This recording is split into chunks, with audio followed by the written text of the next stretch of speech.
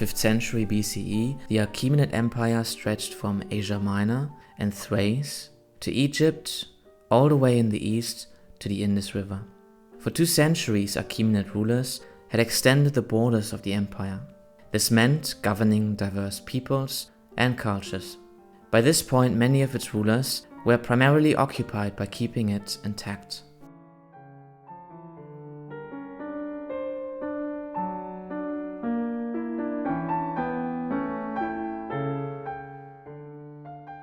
Darius II, nicknamed Ochus because he was conceived out of wedlock, was one such ruler. During his rule, intrigue and corruption prevailed at the Achaemenid court, and Darius had to deal with discontent and revolt. Contrary to his grandfather, Xerxes I, who is known to us through the famous account of Herodotus that focuses on the conflict with the Greeks, the Greco-Persian Wars, Darius followed the policy of keeping the Greeks divided. Darius also had to contend with revolt in Egypt and in the east in Media and Hyrcania.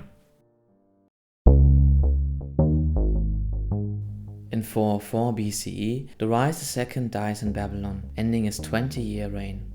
Succession in the empire was often complicated. So to understand the following crisis of succession, let's first have a look at the royal family and the line of succession. Darius and his wife and half-sister Persica had 4 sons: Artaxerxes, Cyrus, Osthenes, and Oxytheres.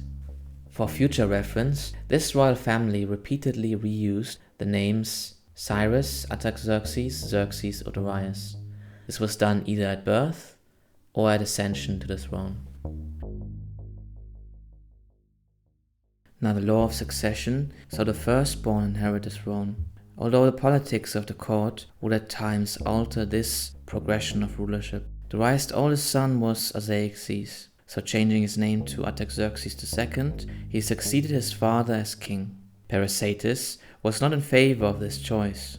She previously had for some time tried to convince her husband to name his younger son, Cyrus, the successor. She argued that she had given birth to Artaxerxes before Darius' ascension to the throne. This reasoning had worked in previous cases, and she was hoping that Darius would use this precedent.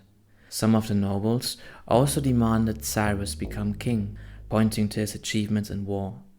Cyrus was personally appointed by Darius to keep Athens' growing power in check, and had won the Peloponnese War by supporting Sparta.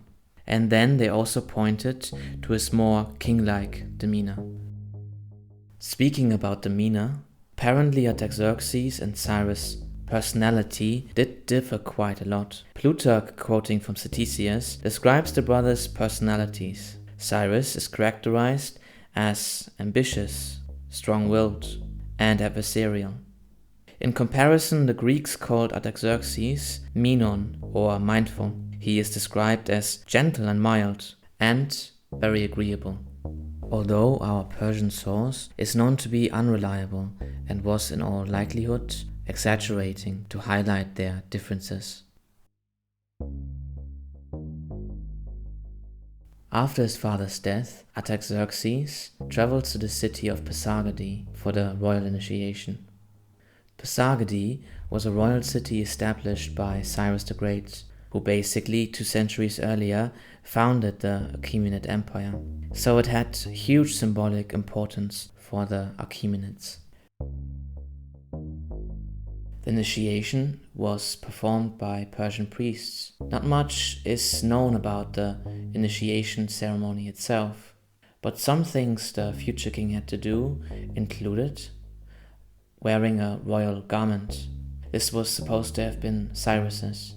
Eating a cake of figs, chewing turpentine wood, and drinking a cup of sour milk.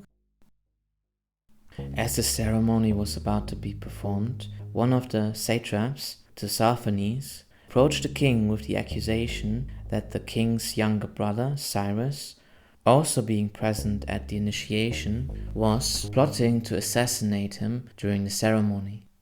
Xenophon had a long-standing rivalry with Cyrus, and maybe this was his way of getting rid of Cyrus. On the other hand, it was entirely possible for Cyrus to plan something like this, maybe even with the help of his mother. This was not unheard of. Their father, Darius, had secured his kingship by overthrowing his half-brother, Xoctianus, who previously had killed his brother, Xerxes II, for the throne.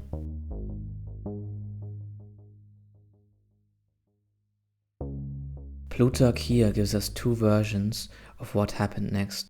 First, that Cyrus was arrested, but the charge was false. The second, that he actually hid in the temple and some of the priests found him and delivered him into custody.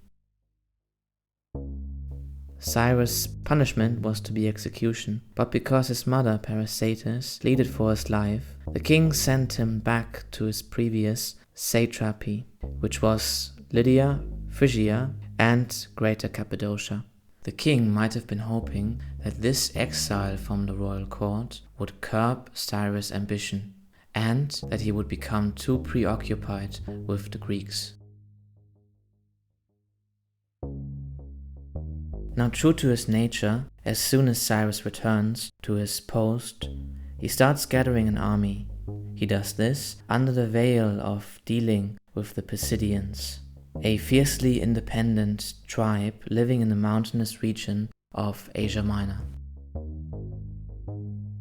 The army Cyrus gathered, either understanding the advantage of its composition or just because of the availability of the local levy, had a good balance of cavalry to heavy infantry to missile units.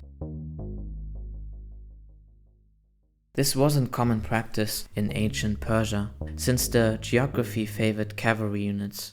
Usually this would be complemented by a corps of missile units, protected by light infantry, and on occasion also heavy infantry. Persians had always been short of first-class heavy infantry. Apart from the royal bodyguard of 10,000 immortals, there were few well-trained and disciplined contingents of spearmen in the empire.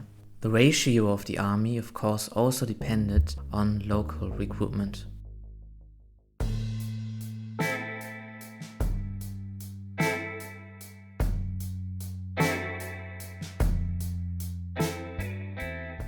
So there were several challenges facing the new king. The court politics that required his attention. Egypt, being historically difficult to govern, broke away very soon after his father's death.